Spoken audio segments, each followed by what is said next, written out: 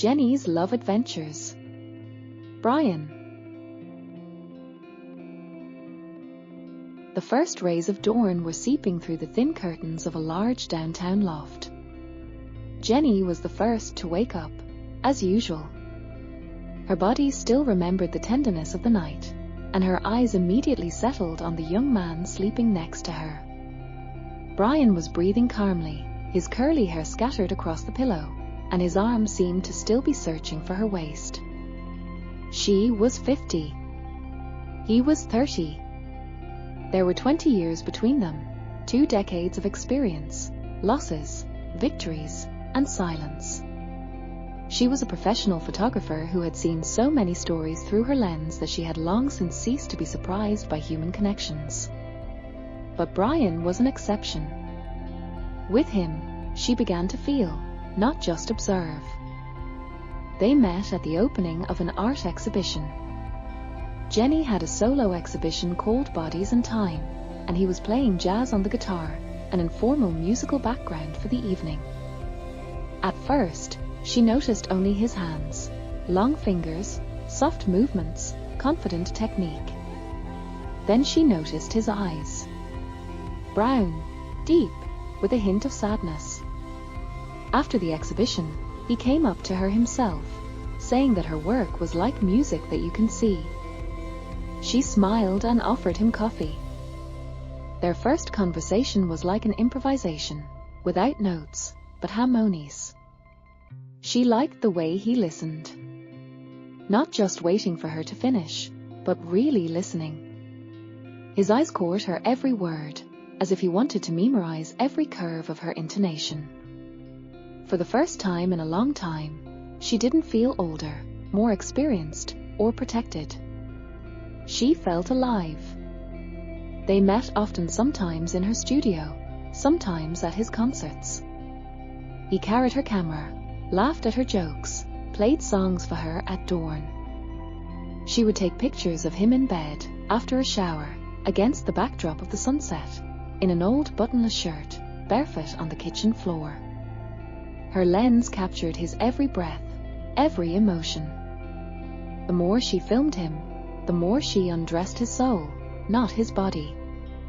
In one of her projects, she created a series of photographs dedicated to him. The series was called Man in Silence. These were intimate moments, Brian with his guitar on the balcony, warmed by the first sun. Brian in bed, reading a book with one eye closed. Brian in the bathroom, with water droplets on his shoulders. She captured him not only as a lover, but as a storer living, changing, real. A curator she knew in Berlin offered to organize an exhibition. Jenny hesitated for a long time, but agreed. The exhibition Man in the Light evoked a flurry of emotions, from admiration to envy. Some people called it too frank, others called it revolutionary. But everyone agreed, it was about love. Brian also came to the opening. He stood in front of his large portrait, where he sat half naked in the dark with a single ray of light on his chest.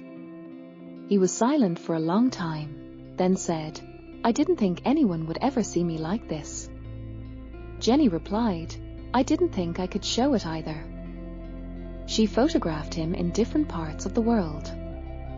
Among the Andalusian orange trees, against the neon lights of Tokyo, in a cheap hotel bed in Greece, where the sheets smelled like the sun. In one shot, he is playing his guitar barefoot in the forest in the rain, and in another, on the ocean shore, where the wind is tearing off his shirt. These photos are part of a new series, Light of the Body. She exhibited it in Paris, and the audience cried. The most sensual moments were in silence. When he put his head on her lap and she touched his temples with her fingers, as if whispering without words, "I am here. I feel you." When his lips slowly slid over her shoulders, as if playing a melody that no one else could hear. When they lay in the darkness, pressed together, breathing in unison, and the whole world disappeared in the silence filled with desire. She remembered how, after one concert, he came to her soaking wet without an umbrella, with his guitar in a case behind him, his hair wet, and a smile to his ears. He hugged her right on the doorstep, water dripping off his jacket onto the parquet, and she laughed, undid his buttons, and couldn't stop. Their love was spontaneous, wild, and real. But one evening, when she came to his concert, her heart shrank.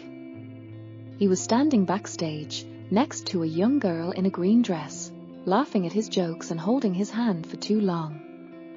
"This is Clara," he said, "the violinist from the new project." Jenny smiled, but her gut twisted.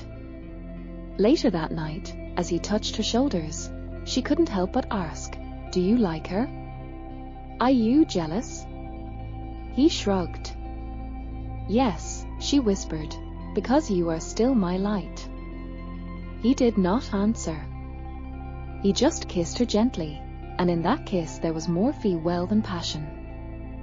Their relationship was like summer rain, warm, sudden, and a little crazy.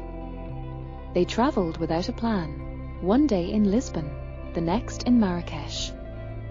They slept in one-star hotels and ate breakfast in expensive restaurants. She photographed him among the ruins of ancient temples and in the chaos of local bazaars. He wrote music, listening to her breathing at night. Their connection was physical, but not only that. They talked about everything, about the time that beauty takes away and the beauty that comes from experience. She showed him how to see the world not through notes, but through light and shadow. He taught her to listen again, to music, to herself, to silence. Each of his words remained in her as a barely noticeable trace, like fingers on her skin. Once, while filming in her studio, he sat naked on a simple wooden chair, illuminated by only one light source. "I've never seen anyone look at me like that," he whispered. "I've never looked at anyone like that," she replied. The intimacy between them was more than a cupcake. It was a need to touch skin, eyes, words. She explored him like a new continent. He admired her like a musician admires a rare instrument. Their nights were not about the body, but about trust. About lying next to each other, naked, not only physically but emotionally. But summer doesn't last forever. Her exhibition in Vienna lasted a month. He had a tour of Scandinavia. They parted ways. They promised to write, call, and come back. And they did. But they were not the same. Their conversations became less frequent, their touches cooler. One day he did not come. She didn't ask why. But every time she watched the footage of him laughing, sleeping, playing, looking directly into the camera, she remembered. Their romance was short, but real. Like a flash. Like a light between them. 5 years have passed. Jenny accidentally came across a concert poster. Brian Rose. New album. Live performance in Paris. She was in the city on business. She hesitated for a long time, but bought a ticket. The hall was small, intimate. When he came on stage, her heart stopped for a moment. He had changed, a beard, a confident look, but the same husky voice and eyes that had caught her from the distant stage. His fingers stroked the strings confidently, the melody flowing like a riverside, gentle, stubborn in its honesty. He didn't notice her at first. But when the song ended and he looked into the darkness of the hall, their eyes met. For a moment. Then, a trembling smile, so familiar, so close. After the concert, she was the last person in the audience. He came out from behind the curtain, saw her, and froze. "Jenny?" His voice was shaky. He came closer.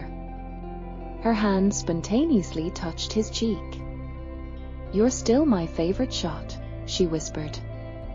He smiled. And you are my music that I haven't finished writing yet.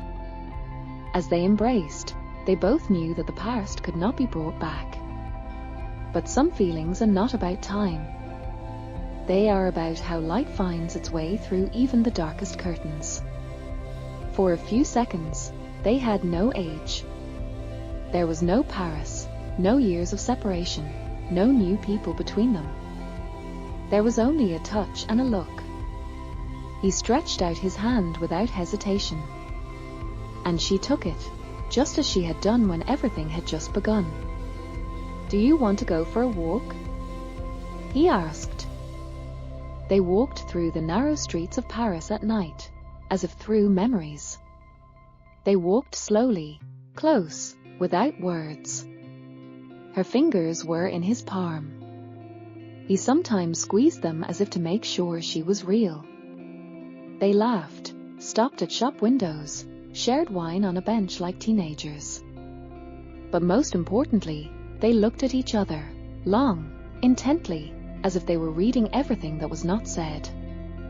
The city was flickering with thousands of lanterns, the soft light reflected in the wet pavement. He stopped on the bridge over the Seine. "I've been thinking a lot about you." "More than I should have," he said quietly. "And I was filming.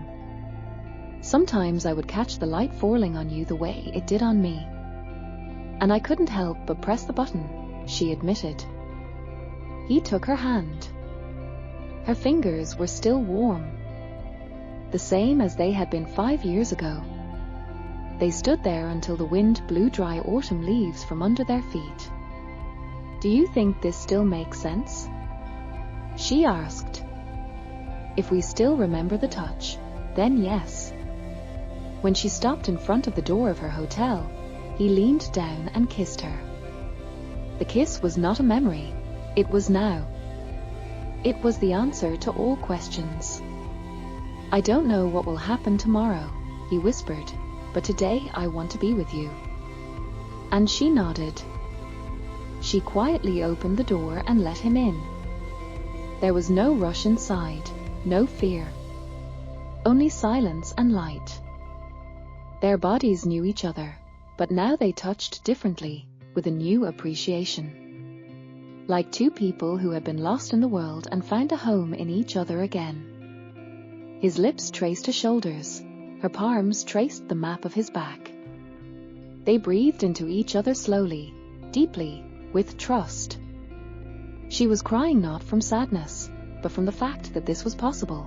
A second touch, a second light. As they lay next to each other, tangled in the sheets, their breaths mixed, Jenny touched his face. "Now I know that true passion is not just something you leave behind, but something that doesn't go out. You are like a light in me, even when you're not there." He hugged her. "And you are my silence, the only one in which I can hear myself." They fell asleep embracing each other, not as lovers from the past, but as two who rediscovered each other in the darkness of the world. Because sometimes the light between them is not a flash. It is a fire that does not go out if you protect it with your breath. When she felt lonely, she would open one of those pictures and run her finger along the lines of his face, as if she could touch him again. She could feel the warmth still glowing somewhere deep under her skin. Perhaps true passion is not something you leave behind, but something you never completely lose. Thank you very much for watching. I hope you enjoyed this story. I would appreciate a like. Also, don't forget to subscribe and comment on the video. See you soon.